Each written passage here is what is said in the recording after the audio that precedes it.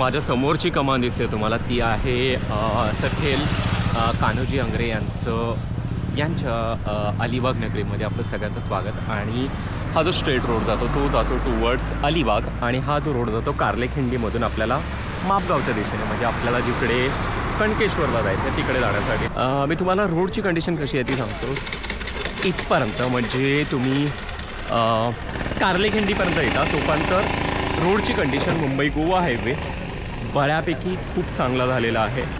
बघून घेतलं आहे कॉफी कशी कडक कॉफी. ओके, 31 डिसेंबरची पार्टी आत्ता करतोय आम्ही.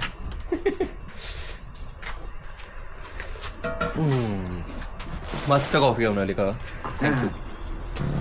साधारण अलिबागवाला जो रोड आहे, पनवेल अलिबाग रोड आहे, तो सोडल्यानंतर साधारण एक 5 ते 6 किलोमीटर पुढे आल्यानंतरच तुम्हाला एक फाटा लागतो. तो आहे कणकेश्वर, मापगाव, बहिरोली, बेलवली म्हणून.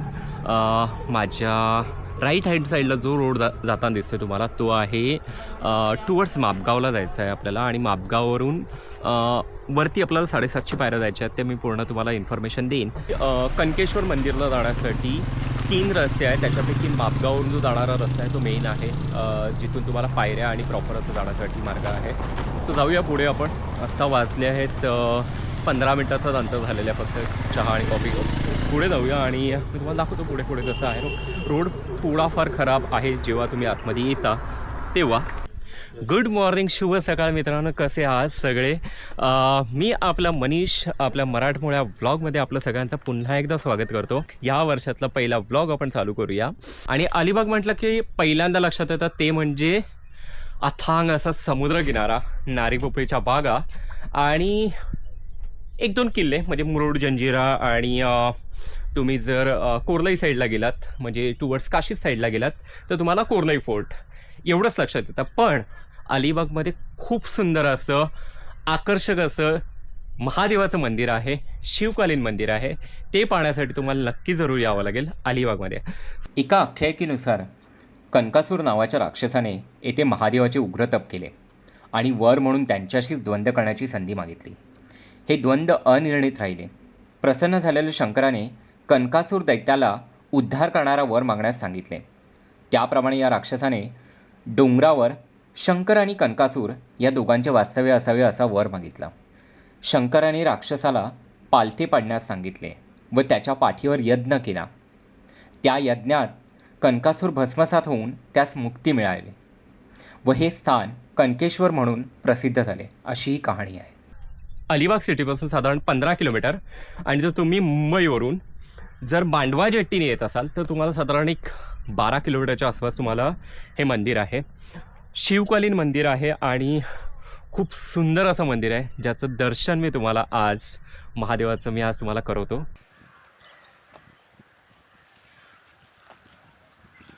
गुगल मॅपवर मापगाव असे टाका आणि हेच गाव आहे जे आहे कणकेश्वर मंदिराच्या पायथ्याशी असलेलं गाव.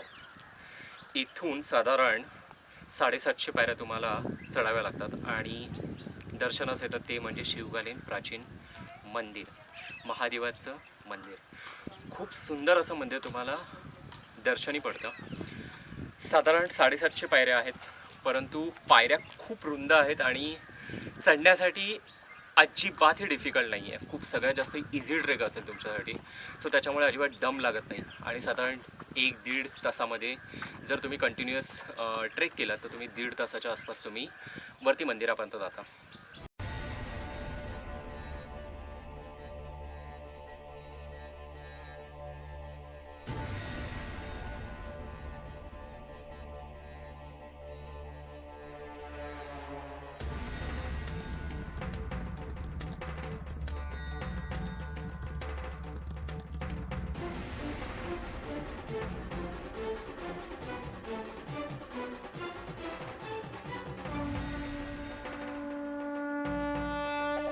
टेवीज मसाले, चव हीच ओळख.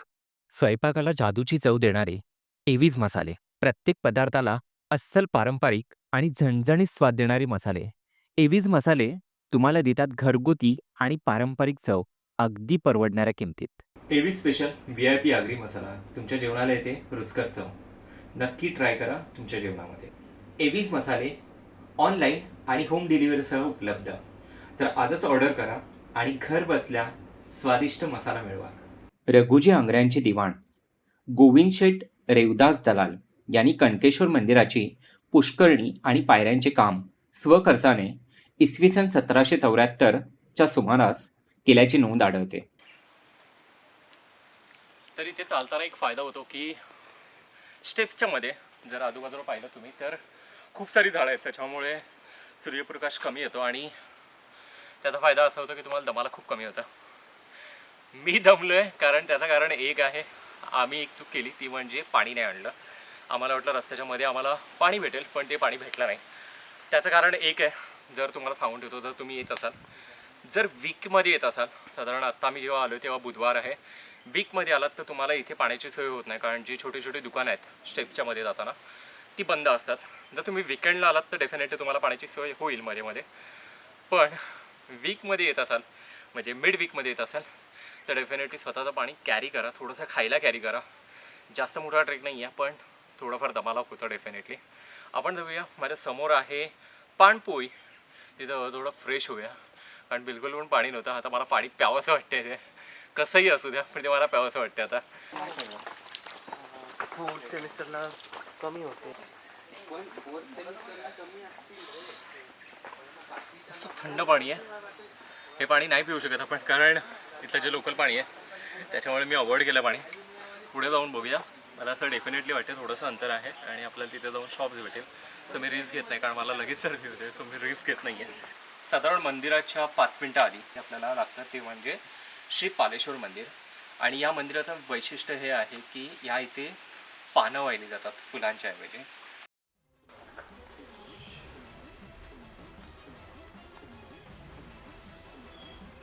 फायनली श्री क्षेत्र कणकेश्वर देवस्थान ट्रस्ट, ओम नमः शिवाय, आणि आपण पोचलो आहोत फायनली कणकेश्वर मंदिराच्या इथे. आणि ही आहे एक कमान, जी खाली एक कमान होती आणि आत्ता एक कमान आहे. सो साधारण मंदिराच्या आधी एक येतं ते ब्रह्मकुंड येतं. मी जसं म्हणालो पालेश्वर मंदिर आहे त्याच्या आधी एक ब्रह्मकुंड येतं मंदिराला जाण्याच्या आधी. फार सुंदर आहे आणि माझ्यामध्ये पूर्ण भरलं जातं ऑलमोस्ट. तर पूर्ण नाही म्हणजे हे वरच्या लेवलपर्यंत भरलं जातं आणि याच्यामध्ये छोटे छोटे फिश पण आहेत. मस्त वाटतं. हां, मासे पण आहेत. राईट, बायकोनी करेक्ट केलं आहे. सो फायनली 1.5 तासाच्या नाश्त्याची वाट बघते. पण हां, खरंच भूक लागली आता मस्तपैकी. पहिल्यांदा जाऊया आपण दर्शनासाठी, दर्शन घेऊया आणि फायनली आपण साधारण 2-1 तासाचा हा मस्त वडापाव तळला आहे काकांनी. एक नंबर, आवाजच भारी आला, फार सुंदर. काकांनी मस्त वडापाव तळला, असा तडकून आवाज आला. फायनली आपल्या समोर जे दिसते ते आहे कणकेश्वराचं मंदिर. डोंगराच्या शिखरावर पोचल्यानंतर आपल्याला दिसते ते पश्चिमाभिमुख कणकेश्वर मंदिर आणि त्याच्या मागील बाजूला असलेले दगडी अष्टकोनी पुष्करणी. मंदिराचा विन्यास तारकाकृती असून शिखरावर आमलक आणि कळस दिसतात. याच मंदिराच्या परिसरात अनेक छोटी मोठी दगडी मंदिरे आहेत. रचनेवरून ती पेशवेकालीन मंदिरे असावीत असे वाटते. रामेश्वर, रामसिद्धिविनायक, माणकेश्वर, कुंडेश्वर अशी ही देवस्थाने आहेत. कृष्ण बलराम मंदिर, लक्ष्मी विष्णू मंदिर आणि विविध धर्मशाळाही आहेत.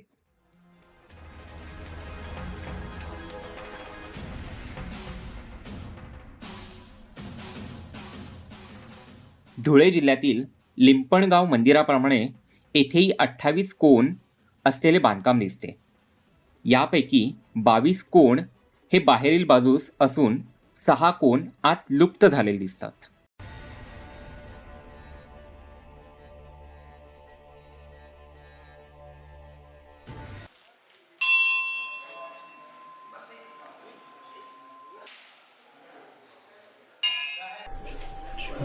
नमः शिवाय, नमः शिवाय, नमः शिवाय, ओम नमः शिवाय, ओम नमः शिवाय,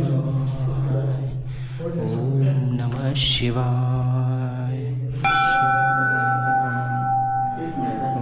नमः शिवाय,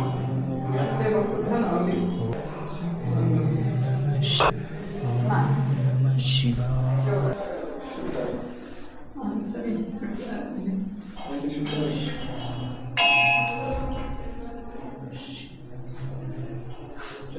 फार सुंदर आहे.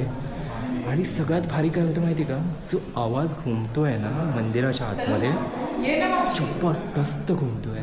तर तुम्ही आलात तर ही गोष्ट तुम्हाला नक्कीच आवडेल. धन्यवाद. सो आपण आता निघतो आहे परतीच्या प्रवासाला. म्हणजे आपलं कणकेश्वर मंदिराचं जे दर्शन होतं ते झालेलं आहे. महादेवांचं दर्शन झालेलं आहे आणि आत्ता आपण निघतो आहे पुन्हा परतीच्या प्रवासाला.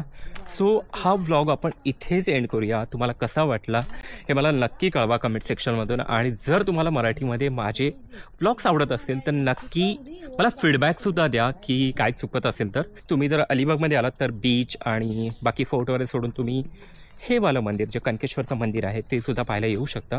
So that's it all about the vlog. आजच्या ब्लॉगबद्दल हे सगळं होतं.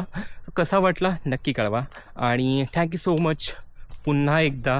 आणि आपण इथे हा व्लॉग एंड करूया.